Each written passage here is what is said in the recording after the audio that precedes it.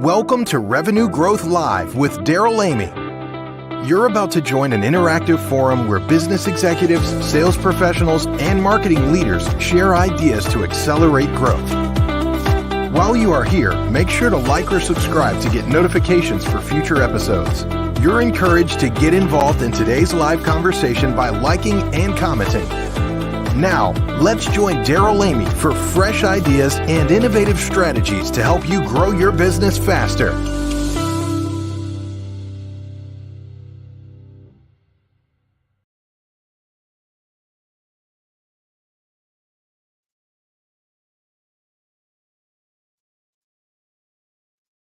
Good morning and welcome to Revenue Growth Live. Darrell Amy here. I am so excited about the ideas I have to share about escaping the operational excellence trap. We're going to talk about how companies get out of balance and, more importantly, what you can do about it.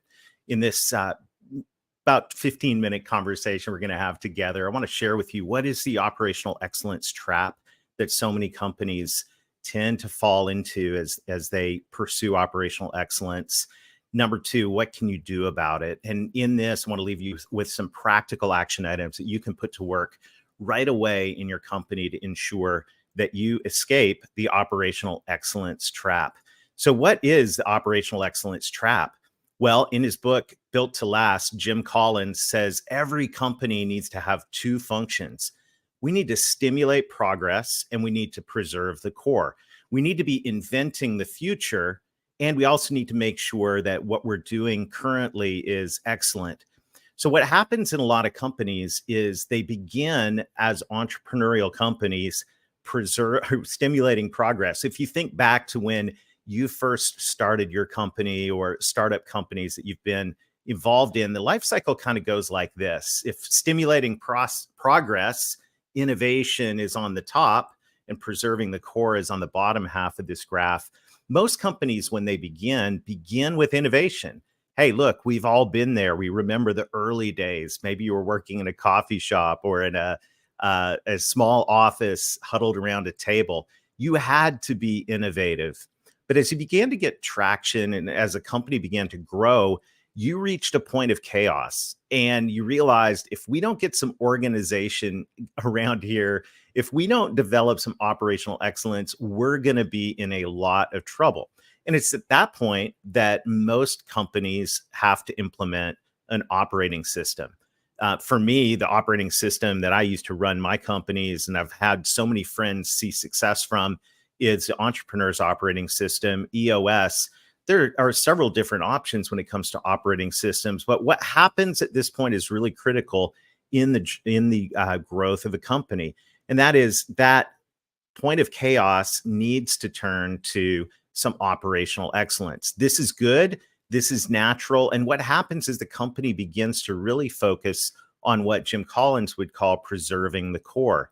Strategic innovation that happened at the early part of the company's life cycle begins to be replaced with operational excellence. Now, is operational excellence wrong? Absolutely not. It's incredibly necessary for companies to be excellent in their operations. The problem is when we get focused on operational excellence, what tends to happen is we get out of balance. We start focusing so much on preserving the core that we forget about strategic innovation.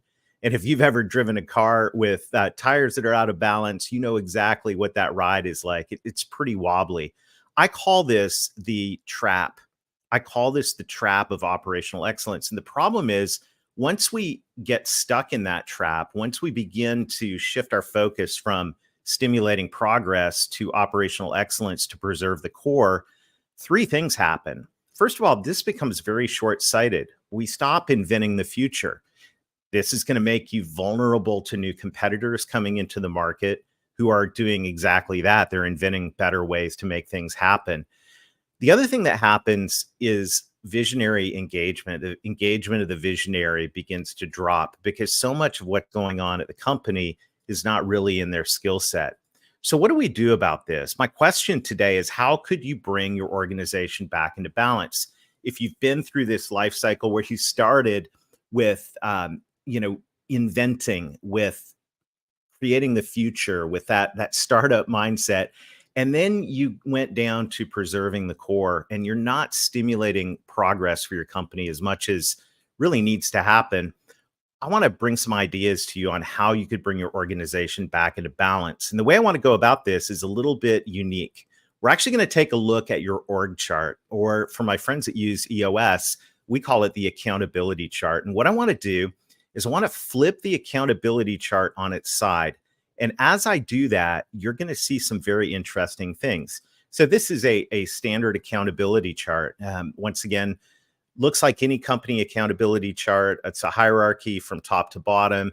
If you use the Entrepreneur's Operating System, you'll recognize this format for the accountability chart, with a visionary, that person that should be looking forward into the next 5 years, the integrator, that person that's looking to execute in the next 5 days and pull everything together, with teams of marketing and sales, operation and finance. I want you to watch what happens if we flip this thing on its side. Immediately, we begin to see a couple things. First of all, we begin to see that the visionary is kind of out there on his or her own inside this. The second thing is, I want to add someone to the org chart that doesn't always get put on this chart. And I think this is actually the most important person or group of people on the chart. And that is your current clients and your future clients, because ultimately, whatever team you're working on, we're all working towards serving our client base. And in Revenue Growth Engine, you'll be familiar with the concept of exponential growth through driving net new revenue and cross-sell revenue into our ideal clients. And ultimately, that's what marketing, sales, operations, and finance are aiming at. But if we overlay this on top of Jim Collins' stimulate progress and preserve the core, I want you to watch what happens here. Let me just enlarge this. What ends up happening is, we looked at our org chart from the question standpoint of who in our organization is stimulating progress and who is preserving the core. All of a sudden, we begin to realize that for the most part, the visionary is sitting out there in left field. And we've got an incredible organization now that we have, tamed the chaos and implemented an operating system. We've got an incredible organization preserving the core. But what we've noticed is now the visionary is all alone. And this is a dangerous place to be. As we talked about earlier, what happens at this point when the visionary becomes isolated inside this organization, a couple of things happen. And I've talked to a lot of visionaries who've said, I feel a little bit lonely. I kind of feel isolated. I put an operating system in my business, and now, so many things got taken off my plate. I'm not sure what I'm supposed to do around here. What ends up happening in this context is boredom. And when visionaries get bored, I wrote about this in an article last week. When innovators get bored, they leave. And visionary may not leave their company directly, but their attention may go somewhere else, which is a real shame, because what we need to do is we need to stimulate progress. And if you go, how do we do this? Well, I got some ideas for this one day when I was looking through Scaling Up. Actually, the strategy chapter, something just jumped off the page. Vern Harnish said, the first step in scaling and strategy is designating a strategic thinking team. And then in the book, he says, the most important pages ever written in business, the two most important pages ever written in business are found in Good to Great. They're the pages where Jim Collins talks about the council. He says what every company needs is a council. It's a group of the right people who participate in dialogue and debate, guided by the three circles. If you want to look up the hedgehog, you'll know what I'm talking about, where the company is iterating over time about vital issues and decisions facing the organization. Imagine what that could look like now in your org chart, where we put this org chart back into balance, where we put the accountability chart back into balance, where, yes, we've got our team on the right that's preserving the core, but what if we could put a strategic innovation council in place to also be stimulating progress, to think about the future, to be looking forward to how the company could innovate in strategic ways to grow? So we've got our preserve the core team, integrator leading that, making sure things run, the trains run on time and everything's awesome. And then on this side, we've got the visionary with the Strategic Innovation Council. Jim Collins in Beyond Entrepreneurship 2.0 has a phenomenal chapter on this. He says, to be an enduring great company, we believe it must have the ability to innovate continually, to have a constant flow of new ideas, some of which are fully implemented. And most companies have a creative founder. The challenge is to become an innovative company rather than the company being, to become an innovative company rather than the company being dependent on an innovative founder. And this is what we're thinking about with the Strategic Innovation Council. What is a Strategic Innovation Council? It's a group of forward-thinking employees that meets with a regular cadence to develop, pilot, and package new ideas. It's a group of forward-thinking employees that gets together with a regular cadence. If you use an operating system like EOS, you're familiar with a regular cadence of quarterly meetings and weekly level 10s. It's leveraging that same strategy to say, how can we get forward-thinking employees together on a regular cadence to come up with new ideas, but also to pilot them, to optimize them, to make sure they're packaged and ready for rollout. And some of these new ideas are going to be the ideas that 10x the company. And this is why it's so important that organizations have a strategy for innovation, strategic innovation, which brings up the last question, and that is, who is on this Strategic Innovation Council? Well, for that, we need to look to our friend Patrick Lencioni. In his book, Working Genius, Lencioni describes the 6 working geniuses. These are the gifts that our team members have. Let me put this full screen. There we go. Wonder, invention, and discernment, galvanizing, enabling, and tenacity.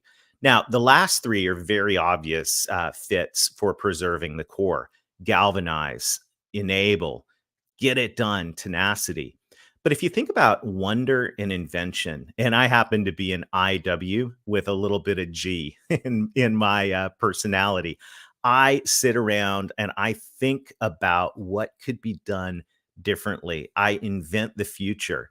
And what I've recognized in conversations with various people on this topic is employee engagement. Well, it's at an all-time low across all these different giftings. But when it comes to wonder and innovation in a company that's solely focused on preserving the core, most of these team members are bored.